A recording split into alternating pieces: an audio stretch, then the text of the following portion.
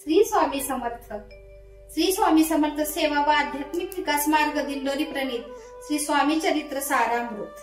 अध्याय 18. श्री गणेशाय नमः. स्वामी सुताच्या गादीवरील कोण नेमा व अधिकारी असा प्रश्न सेवेकरी करीताती समर्थांते. तेव्हा बोलले समर्थ, सेवेकरी असती सांप्रत, परी एकही मजला त्यात योग्य कोणी दिसेना. जेव्हा येईल आमच्या मानसी त्या समयी मोर पाखरांसी अधिकारी नेमू गादीसी, चिंता तुम्ही न करावी.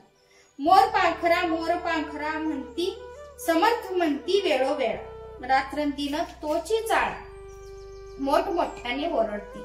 आमची पाऱ्याची वीट जतन करावी नीट, वारंवार म्हणती समर्थ काकूबाई लागोनी. लपवून ठेवली विटेसी ती दिली पाहिजे आम्हासी, याचा अर्थ कवनासी स्पष्ट काही कळेना. असो स्वामी सुताचा भ्राता कोकणात राहत होता. स्वामी सूत मृत्यू पावता वर्तमान कळले त्या. तो केवळ अज्ञान, दादा तयाच्या अभिमान, त्याचे शरीरी असमाधान कृश होत चालला. काकूबाईने तयासी आणवले आपणापासी. एके दिवशी समर्थांसी दादा प्रती दाखविले.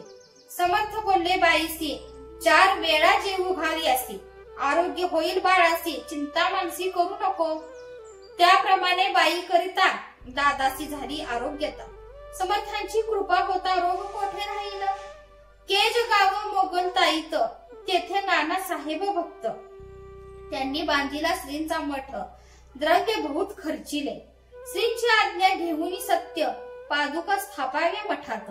या कारणे अक्कलकोटी येत दर्शन घेत समर्थांचे. ते म्हणती काकूबाईसी पादुका स्थापन करायासी, तुम्ही पाठवा दादासी समागमे आमच्या. बाई म्हणे तो अज्ञान, तशांत शरीरी असमाधान, त्याची काळजी घेईल कोण, सत्य सांगा मजलागी. समर्थे वृत्ती ऐकून म्हणती द्यावे पाठवून, बाळ आहे जरी आज्ञा तरी सांभाळू तयासी.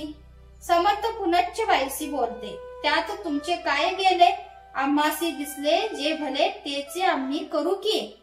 शेवटी मंडळी सांगाती दादासी पाठवले केजे प्रती. पादुका स्थापन झाल्यावरती दादा आला परतून. पुढे सेवेकऱ्या सांगती, त्यासी मुंबईस पाठवती. ब्रह्मचार्यांची आज्ञा करती, यासी स्थापा गादीवर.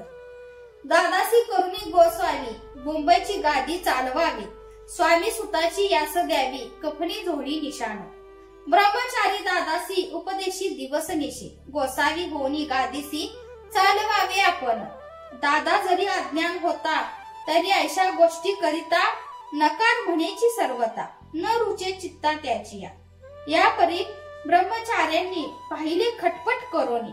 शेवटी दादासी मुंबईहून अक्कलकोटा पाठवले. समर्थ हे अशा समयासी आज्ञा केली भुजंगासी. घेऊन माझ्या पादुकांसी मस्तकी ठेव दादाच्या. मोर्चेला आणून सत्वरी धरा म्हणती त्यावरी. आज्ञेप्रमाणे सेवेकरी करीताती तैसेच. श्रींच्या पादुका शिरी पडता उपरती झाली त्याची चित्ता. हृदय प्रगटला ज्ञान सविता, अज्ञान गेले लयाते. धन्य गुरुचे महिमान पादुका स्पर्श करोन, झाले तात्काळ ब्रह्मज्ञान काय धन्यता वर्णावी.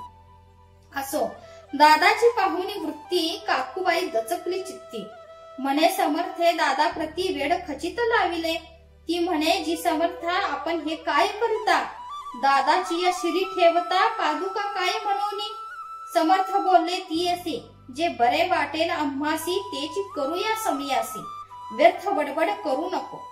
काकूबाई बोले वचन, एकासी गोसावी बनवून टाकीला आपण मारून, इतकूचे पुरे झाले. ऐकून अशा वचनाला समर्थांशी क्रोध आला. घाला म्हणती बाईला घोड्या माझी सत्वर.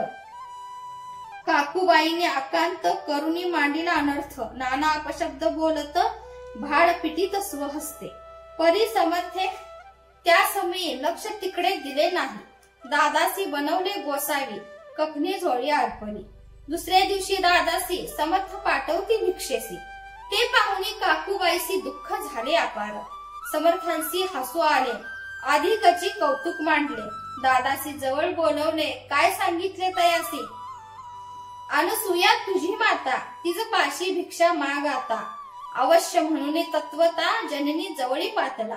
ऐसे बाईने पाहुणे क्रोधाविष्ट अंतःकरणी म्हणे तुझी ही करणे लोकपौदा कारण. ऐकोनी मातेची उक्ती दादा तिज प्रति बोलती. अहिक सुखे तुच्छ गमती माते आजपासून. पुत्राचे ऐकून वचन उदास झाले तिचे मन. असो दादा गोसावी होऊन स्वामी भजनी रंगले. काही दिवस झाल्यावरी मग आले मुंबापुरी. स्वामी सुताच्या गादीवरी बसून संस्था चालवली. इति श्री स्वामी चरित्र सारामृत नाना प्राकृत कथा समर. सदा प्रेमळ परिसोत अष्टदशाध्यायी गोढा. श्रीरस्तु शुभम भवतु. श्री स्वामी समर्थ.